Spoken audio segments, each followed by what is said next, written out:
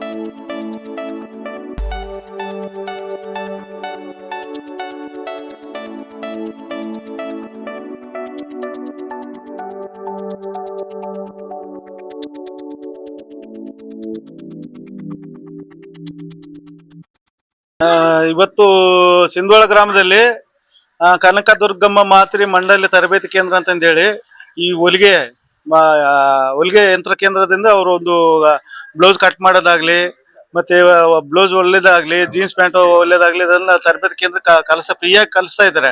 ಕವಿತಾ ಅಂತೇಳಿ ಮೋಕ ಕವಿತಾ ಅಂತೇಳಿ ಅಮ್ಮ ಒಂದು 4 ಜನ ಶಿಕ್ಷಕರು ಇದ್ದಾರೆ. ಅವರೆಲ್ಲ ಸೇರಿ ಒಂದು ತರಬೇತಿ ಕೊಡ್ತಾ ಇದ್ದಾರೆ.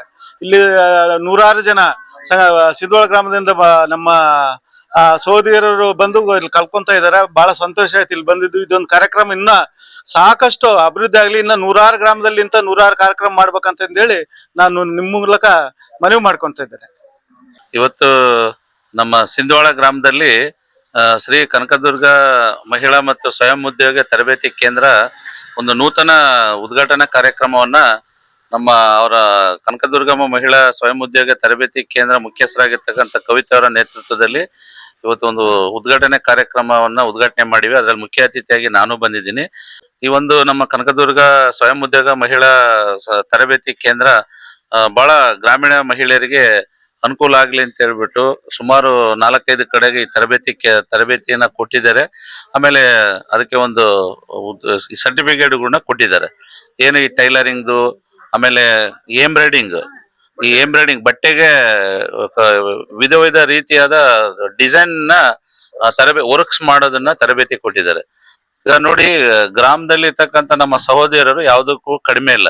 ಇವಾಗ ಬರೇ ಮನೆಯಲ್ಲಿ ಅಡಿಗೆ ಮಾಡೋದಕ್ಕೆ ಸೀಮಿತ ಆಗದೆ, ಆಮೇಲೆ ಹೊಲಮನೆ ಕೆಲಸಕ್ಕೆ ಸೀಮಿತ ಆಗದೆ, ಇವತ್ತು ಇಂಥ ಒಂದು ತರಬೇತಿಗಳನ್ನ ಪಡ್ಕೊಂಡು ಹೊಲಮನೆ ಕೆಲಸ ಆದ ನಂತರ ಅವರು ಮನೆಗಳಲ್ಲಿ ಇಂಥ ಒಂದು ಎಂಬ್ರಾಯ್ಡಿಂಗ್ ಮಾಡೋಂತ ಒಂದು ಕೆಲಸ ಮಾಡಿದ್ರೆ ಆ ತರಬೇತಿ ಪಡ್ಕೊಂಡ್ರೆ ಅವ್ರಿಗೆ ಕೂಡ ಆರ್ಥಿಕವಾಗಿ ಸಬಲರಾಗ್ತಾರೆ ಮತ್ತು ಸ್ವಾವಲಂಬಿ ಬದುಕುಗಳನ್ನ ಅವರು ಅಳವಡಿಸ್ಕೊಂಡ್ ಬದುಕಲಿಕ್ಕೆ ತುಂಬಾ ಅನುಕೂಲ ಆಗುತ್ತೆ ಅನ್ನೋ ಒಂದು ಉದ್ದೇಶ ಇಟ್ಕೊಂಡು ಪ್ರತ್ಯೇಕವಾಗಿ ಗ್ರಾಮೀಣ ಭಾಗದಲ್ಲಿ ಅವರ ಊರಿಗೆ ಬಂದು ಕವಿತಾ ಅವರು ಮತ್ತು ಅವರ ಸ್ನೇಹಿತರೆಲ್ಲರೂ ಬಂದು ಈ ಭಾಗದ ಮಹಿಳೆಯರಿಗೆಲ್ಲ ತರಬೇತಿ ಕೊಡ್ತಿದ್ದಾರೆ ಅಂತಂದ್ರೆ ನಿಜವಾಗ್ಲೂ ಅವ್ರಿಗೆ ಅಭಿನಂದನೆ ಸಲ್ಲಿಸಬೇಕು.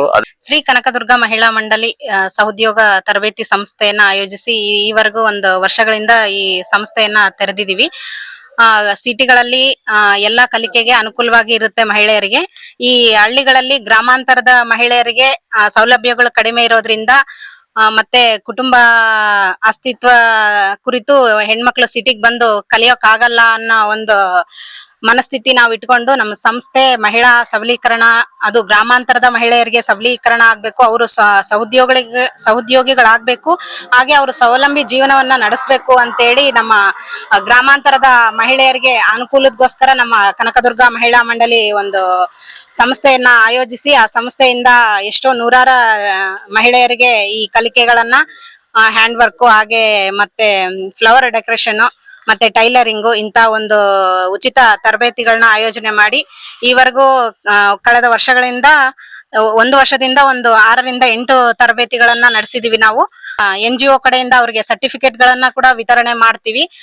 ಒಂದು ಹತ್ತತ್ರ 200 ರಿಂದ 250 ಸರ್ಟಿಫಿಕೇಟ್ ವಿತರಣೆ ಕೂಡ ಅವ್ರಿಗೆ ಮಾಡಿದೀವಿ. ಈಗ ಮೊಗ್ಗ ವರ್ಕ್ ಸರ್, ಇದು ಮೊಗ್ಗ ವರ್ಕ್ ಅಂದ್ರೆ ಕೈಯಿಂದ ಡಿಸೈನ್, ಬ್ಲೌಸ್ ಗಳಿಗೆ ಡಿಸೈನ್ ಹಾಕುವಂತದ್ದು. ಇದು ಈಗ 30 ರಿಂದ 40 ಜನ ಇದ್ದಾರೆ, ಇನ್ನ ಬರೋರು ಕೂಡ ಇದ್ದಾರೆ. ಹಾಗೆ ನೆಕ್ಸ್ಟ್ ಒಂದು ಟೈಲರಿಂಗ್ ತರಬೇತಿ ಕೂಡ ಇಲ್ಲಿ ಸಿಂಧವಾಡದಲ್ಲಿ ಆಯೋಜನೆ ಮಾಡ್ಬೇಕು ಅಂತ ಅನ್ಕೊಂಡಿದೀವಿ. ನಾವು ಸಿಟಿಗೆ ಹೋಗಿ ಮೊಗ್ಗ ವರ್ಕ್ ಕಲಿಯಕ್ ಆಗೋದಿಲ್ಲ, ಅವರೇ ಬಂದು ನಮಗೆ ಕೇಳಿದ್ದರಿಂದ ನಾವು ಕಲಿತಿದೀವಿ.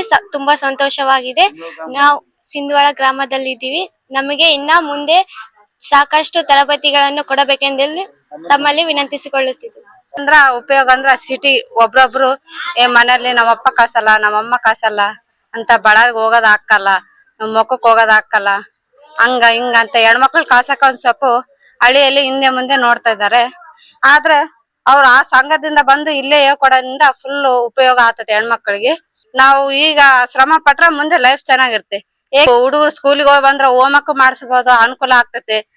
ಟೈಮ್ ಸಿಕ್ಕ್ರೆ ನಮಗೆ 1 ತಾಸು 2 ತಾಸು ಟೈಮ್ ಸಿಕ್ಕ್ರ ಮಗು ವರ್ಕು ಅದು ಇದು ಹಾಕಿದ್ರ ಎಷ್ಟೋ ಅನುಕೂಲ ಆಗ್ತತೆ. ಇತ್ತಾಗ ಅದು ಉಲ್ಟಾ ಆತತೆ, ಇತ್ತ ಮನೆ ಕೆಲ್ಸ ಆತತೆ, ಹುಡುಗರಿಗೆ ಹೆಲ್ಪ್ ಆತತೆ, ಹುಡುಗರ್ಗೆ ಹೋಗಿ ಬಂದ್ರ ಎಲ್ಲಾ ಆತತೆ.